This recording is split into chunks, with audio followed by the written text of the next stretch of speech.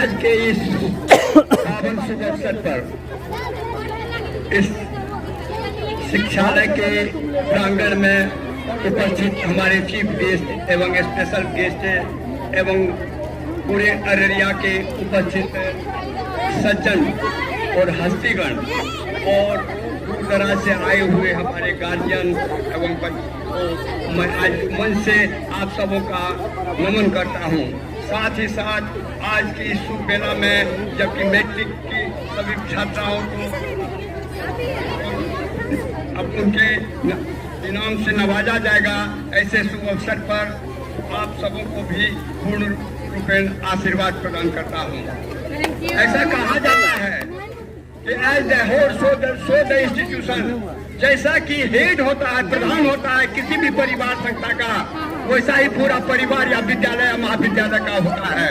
यह स्थापित इसलिए भी हो गया आज की तारीख में कि 100% छात्राओं ने अव्वल नंबर से इस संस्था से पास किया है। यही ये विराम नहीं लिया है, बल्कि इसके आगे भी बात हुई है। अभी ऑल इंडिया में कुछ ऐसे विद्यालय महाविद्यालय का स्थापना किया, संगठित किया गया है, जिसमें वैसे लोगों को जो फेल्योर स्टूडेंट होते हैं उनका एडमिशन कराया जाता है। उसी कड़ी में आज की यहाँ जानकारी मिली है, जो बहुत मजलूम गरीब निसहाय छात्रा है और विद्यार्थी है, उन सबों को भी इस विद्यालय में स्थान दे करके उनकी पढ़ाई की सुनियोजित ढंग से किया जा सकता है। समय का बहुत अभाव है, हमारे बहुत सारे सम्मानित सदस्य यहाँ लोग पहुँचे हुए हैं। छात्रों के विषय में केवल एक बात करना चाहूँगा कि आप छात्राओं किसी तरह की हिम्मत न हारें। आपको कहानी पढ़े होंगे अब्दुल कलाम का, जिस अब्दुल कलाम की गरीबी मजबूरी ऐसी थी वो बना इंडिया का प्रेसिडेंट। वो भी ऐसा प्रेसिडेंट नहीं, सर्वोपरि प्रेसिडेंट वो बने थे। और उनके एक मुकाम पर पहुंचने के लिए उनकी गरीबी मजबूरी इतनी थी कि उनको वाहन से अपना गहना लेकर के बेच करके वो गए हुए थे, लेकिन उसमें भी उनको सफलता हाथ नहीं लगी, तो वो सुसाइड करने के लिए चल दिए थे नदी समुद्र के किनारे। लेकिन उसी समय में एक प्रकट होते हैं, एक संत जी से मुलाकात होती है। बहुत तुम कुम्हलाए हुए हो, मुरझाए हो, क्या बात है? उन्होंने कहा जो देखिए ना, हमारा चलो ऐसा सिलेक्शन होना था लेकिन नहीं हुआ, अब मैं जी करके क्या करूंगा? वो संत ने कहा नहीं, ये छोटी ऊंचाई का आपका काम था, आपसे देश को बहुत बड़ा ऊंचाई पर पहुंचाना, आपसे देश का बहुत बड़ा काम लेना है, इसीलिए आप हिम्मत मत हारिए। और हौसला अफजाई करने के बाद उनको उस मुकाम पर, और वही एक दिन हुआ जो मिसाइल मैन के नाम से इंडिया में प्रसिद्ध हुए, और वो परसेंट कह रहा है और बहुत सारे परसेंट कह रहा है। बड़ी खुशी उस समय हुई जब यहाँ के छात्राओं ने सद्भावना मंच की बात की। आज घर घर पैगाम इनकी आवश्यकता आ पड़ी है।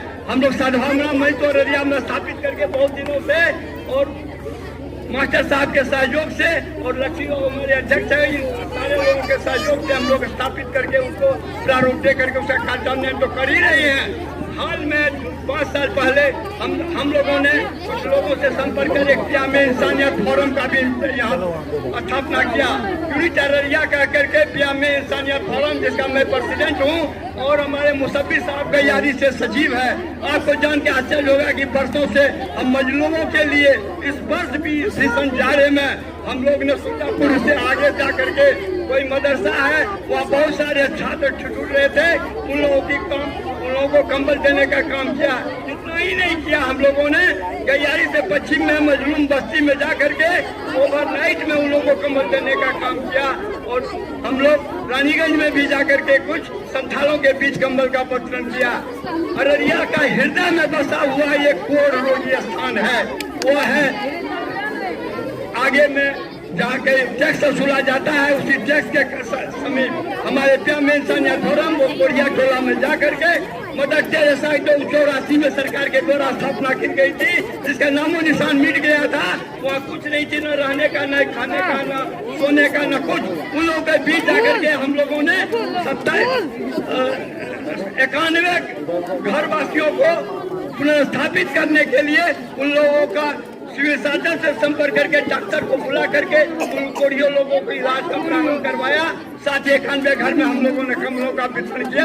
वहाँ छोटे बच्चों के लिए अपने स्तर से एक स्कूल का निर्माण करवा करके हम लोगों ने स्कूल का संचालन किया। हम लोग इतना कहेंगे, समय बहुत कम है, ऐसा स्कूल, ऐसा संस्थापक जो इनको हम बहुत बहुत धन्यवाद देते हैं। और ये भी हम कहना चाहेंगे कि जो छात्र और शिक्षकों का कैसा संभव होता है, सम्मेलन होता है, कैसा संबंध होता है, वो आज इस मजलिस में देखने को मिला।